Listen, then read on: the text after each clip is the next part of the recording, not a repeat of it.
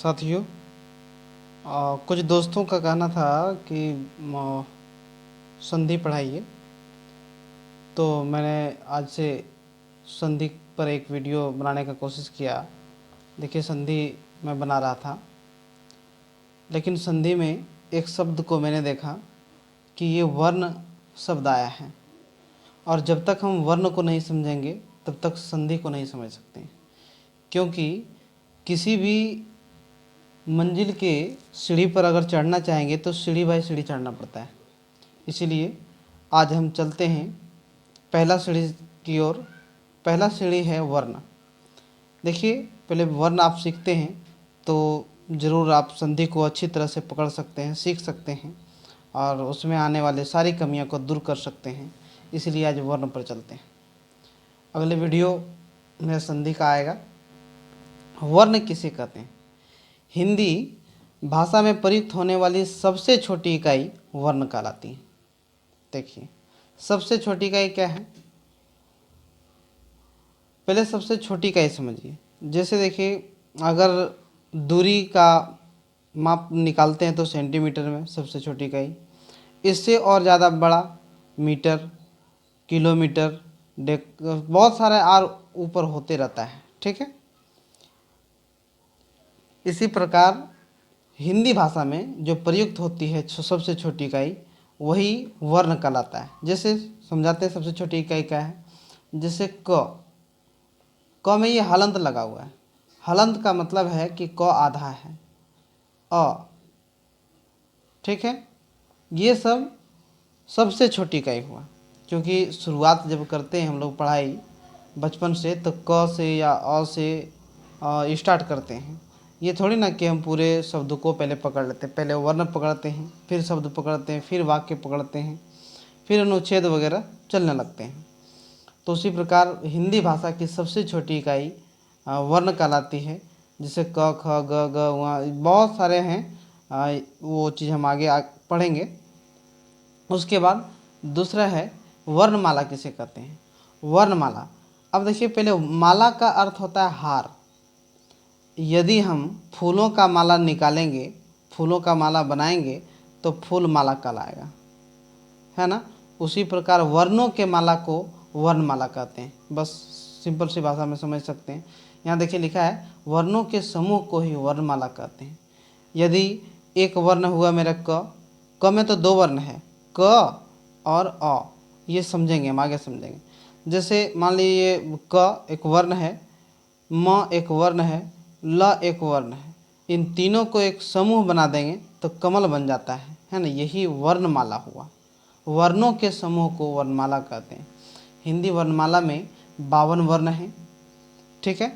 कितने हैं? 52 आपको टोटल याद रखना है। वर्णमाला को अंग्रेजी में अल्फ़ाबेट कहते हैं, वर्ण को लेटर कहते हैं। आप इंग्लिश में पढ़े होंगे लेटर। लेटर 26 हैं, जबकि वर्ण ये 52 हैं। ठीक है। उच्चारण और प्रयोग के आधार पर हिंदी वर्णमाला के दो भेद हैं, ये आपको याद रखना है। ठीक है। यही सब आपके वस्तुनिष्ठ प्रश्न में काम आएंगे। जब भी आप कोई भी एग्ज़ाम का हिंदी से एग्ज़ाम दे रहे हैं, है ना, हिंदी विषय का, तो उसमें ये सब पूछा जाता है कि हिंदी वर्णमाला के कितने भेद हैं। पहला है स्वर वर्ण और दूसरा है व्यंजन वर्ण।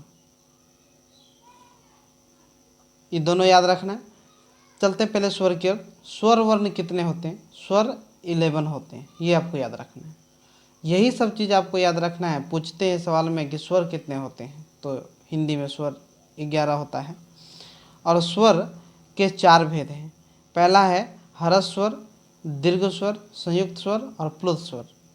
ह्रस्व स्वर को आप पहचानने के लिए ये याद रख सकते हैं कि ह्रस्व स्वर अ, ई, उ और री है। यही सवाल में आता है, यहीं से सवाल पूछ देता है कि अ कौन सा स्वर है, ह्रस्व, दीर्घ, संयुक्त, प्लुत। तो आपको उस समय ह्रस्व स्वर में टिक लगाना होता है। उसी प्रकार दीर्घ स्वर आ, दीर्घई, द्रुगौ, ए, आय, ओ, आओ। ठीक है। अब देखिए, ह्रस्व स्वर का उच्चारण में कम समय लगता है। अ बोलने के बाद कम समय लगा, लेकिन दीर्घ स्वर में ह्रस्व 2 गुना समय लगता है। ये ह्रस्व को बोलने में जितना समय लगेगा उससे ज़्यादा समय इसको बोलने में लगेगा। जैसे आ, ई, ऊ, है ना, ये सब 2 गुना समय लग रहा है ह्रस्व में। ठीक है, इसीलिए हम यहाँ समझ सकते हैं संयुक्त स्वर, संयुक्त से ही पता चलता है कि मिला हुआ। देखिए संयुक्त स्वर क्या था, संयुक्त मतलब मिला हुआ। ठीक है, ये आप समझ गए हैं। ह्रस्व और दीर्घ दोनों स्वर इसमें मिला हुआ रहेगा तो वो संयुक्त स्वर कहलाएगा। अब देखिए प्लुत स्वर क्या है। प्लुत स्वर इसको आप तब समझिएगा। देखिए यहाँ पर लिखा है दूर से बुलाते वक्त लगने वाला। जैसे अगर हम बोलते हैं किसी को बुलाना है मम्मी, तो ई लास्ट में जो आता है बहुत लंबे समय तक, ये सबसे ज़्यादा समय तक बोला जाता है, तो ये प्लुत स्वर है। कभी परीक्षा में पूछ दे कि सबसे लंबे समय तक जो वर्ण बोला जाता है वो कौन सा स्वर कहलाता है, तो आपको प्लुत स्वर में टिक लगाना है।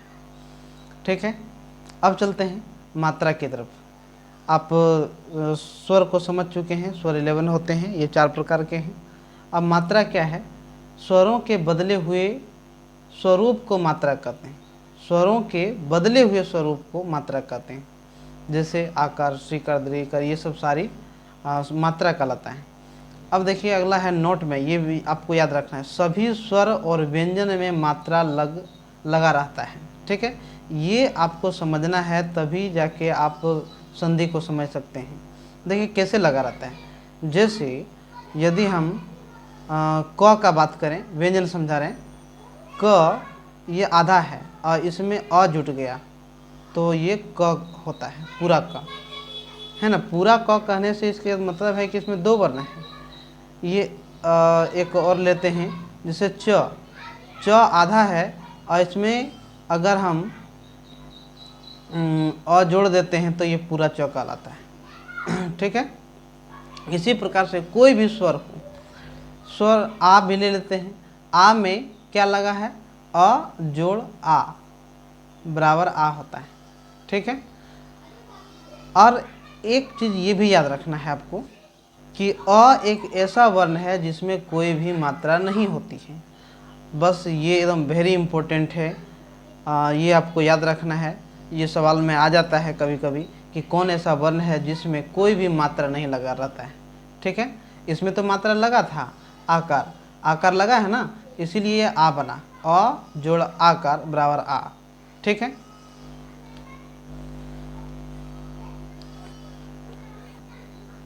अब देखिए व्यंजन, जिन वर्णों के पूर्ण उच्चारण के लिए स्वरों की सहायता ली जाती है वे व्यंजन कहलाते हैं। व्यंजन क से लेकर ह तक होता है ना।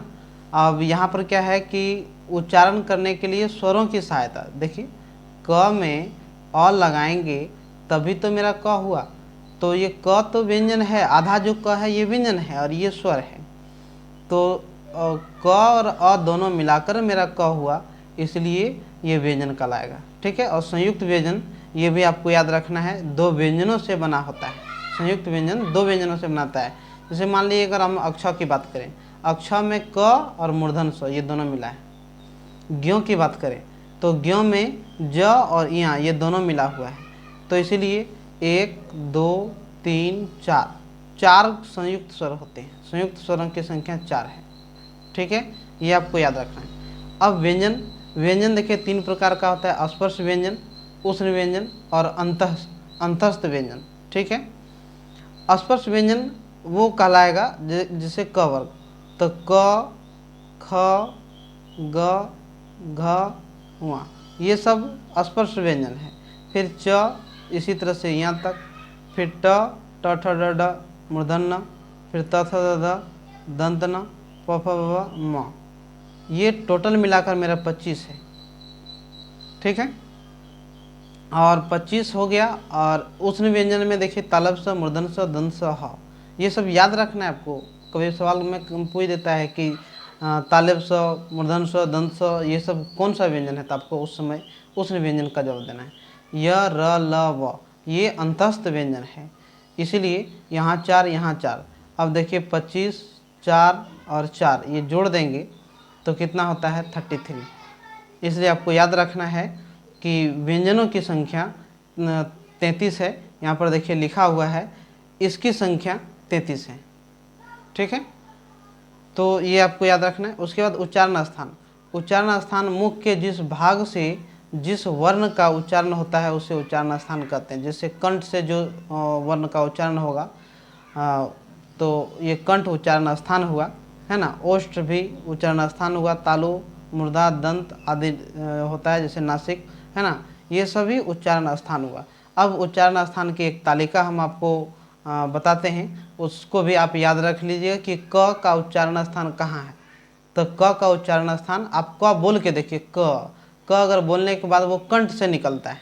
ठीक है, तो इसी प्रकार से जिस वर्ण का उच्चारण जहाँ से होता है वो उच्चारण स्थान कहलाता है। ठीक है, तो एक तालिका हम देते हैं, उस तालिका को आप नोट कर लीजिएगा स्क्रीनशॉट मार के, है ना, अपने कॉपी में, और उसे याद कीजिएगा।